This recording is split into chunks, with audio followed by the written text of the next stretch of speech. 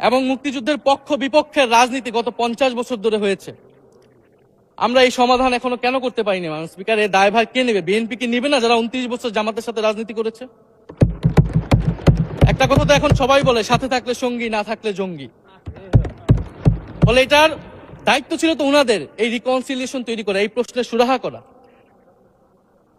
জুলাই গণ অভ্যুত্থানের পরে, স্বাধীনতার 54-55 বছর পরে জাতীয় সংসদে মুক্তিযুদ্ধের পক্ষ আর বিপক্ষ বলে ভাগ থাকবে, এটা তো মাননীয় স্পিকার আমরা প্রত্যাশা করি না, এটা এই প্রজন্ম প্রত্যাশা করে না।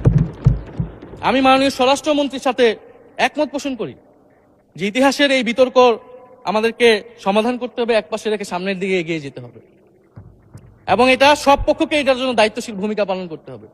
মুক্তিযুদ্ধ যেমন কোনো দেশের ষড়যন্ত্র না, আবার মুক্তিযুদ্ধের নাম করে এদেশে যে লুটপাট ফ্যাসিবাদ কায়েম হয়েছে সেটাও আমাদের ভুলা যাবে না মাননীয় স্পিকার।